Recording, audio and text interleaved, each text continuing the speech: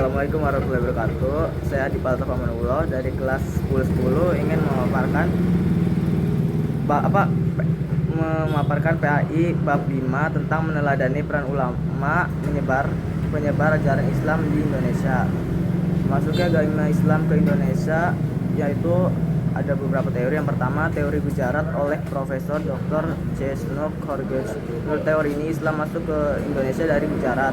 Yang kedua, teori Maka oleh Profesor Dr. Bihamka. Menurutnya, Islam masuk ke Nusantara pada abad ke-7 Masehi. Berdasarkan berita Cina, dinasti Tang ditemukan pemukiman saudagar Arab di wilayah pantai barat Sumatera. Dari sini disimpulkan Islam dibawa masuk ke Indonesia oleh para saudagar yang berasal dari Arab. Yang ketiga, teori Persia oleh Profesor Dr. Hussein Jah. Menurut teori ini, Islam masuk dari Persia dan bermazhab Syiah. Pendapat ini didasarkan pada sistem pengeja bacaan huruf Al-Quran, terutama di Jawa Barat yang menggunakan ejaan Persia. Yang keempat, ada teori Cina oleh Profesor Dr. Slamet. Menurut Slamet, Sultan Demak merupakan keturunan Cina. Lebih dari itu, menurutnya Wali Songo juga merupakan keturunan Cina. Pendapat ini didasarkan pada kronik Lenteng Sampokong. Yang kelima, teori maritim oleh Baloch. Menurut Baloch, hal itu terjadi karena umat Islam memiliki kemampuan dan dalam penguasaan perniagaan melalui jalur maritim. Tokoh penyebar ajaran Islam di Indonesia, yang pertama Dumerah Silu atau Sultan Malik Al-Soleh, merupakan pendiri dan raja pertama Samudra Pasai. Sultan Malik Al-Soleh merupakan tokoh penyebar Islam di Nusantara dan Asia Tenggara. Hal ini disebabkan oleh kuatnya pengaruh kekuasaan Samudra Pasai di bawah kepemimpinan Sultan Malik Al-Soleh. Beliau wafat pada tahun 1297 Masehi dan kepemimpinan Samudra Pasai digantikan oleh Sultan Muhammad Malik Al-Zahir. Yang kedua, Sultan Ahmad. Beliau merupakan Sultan Samudra Pasai yang ketiga, bergelar Sultan Malik Al-Tahir. Sultan Ahmad sangat memperhatikan dan perkembangan dan kemajuan agama Islam. Beliau berusaha keras untuk menyebarkan ajaran Islam. Ke berbagai wilayah di sekitar Samudra Pasai. Yang ketiga, Sultan Alauddin Riayat Shah. Sultan Alauddin Riayat Shah berperan dalam berjasa dalam penyebaran Islam di wilayah Aceh. Beliau mendatangkan ulama-ulama dari Persia dan India untuk mengajarkan agama Islam di Kesultanan Aceh. Setelah terbentuk, kader-kader pendakwah selanjutnya dikirim ke daerah pedalaman Sumatera untuk menyampaikan ajaran Islam.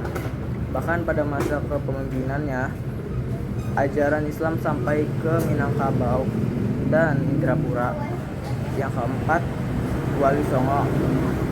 Mereka menggunakan berbagai saluran dakwah, di antaranya kebudayaan, kesenian, pendidikan, pernikahan, dan perdagangan. Penyebaran Islam di seluruh wilayah di Nusantara dipengaruhi oleh jalur perdagangan dari berbagai negara seperti Persia, India, dan Arab. Selain berdagang, mereka juga berdakwah untuk menyebarkan ajaran Islam. Yang kelima, Sultan Alauddin. Penyebaran agama Islam pada masa pemerintahan Sultan Alauddin mencapai daerah Buton dan Dompu, termasuk berhasil mengislamkan kerajaan Sopeng, Wajo, dan Bon. Penyebaran agama Islam di Goa juga atas perjuangan dakwah dari Datuk Pri Bandang atau Abdul Makmur, seorang ulama dari Minangkabau.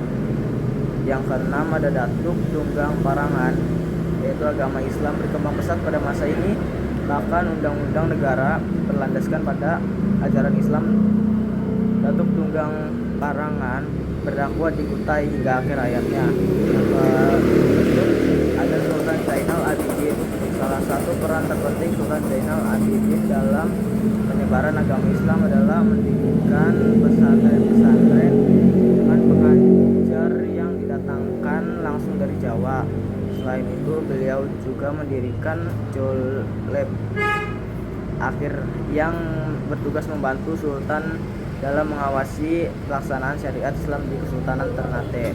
Nilai-nilai keteladanan dari para tokoh penyebar Islam di Indonesia antaranya hidup sederhana, gigih dalam berjuang, menguasai ilmu agama secara luas dan mendalam, sabar dan menghargai. Sekian presentasi kami. Wassalamualaikum warahmatullahi wabarakatuh.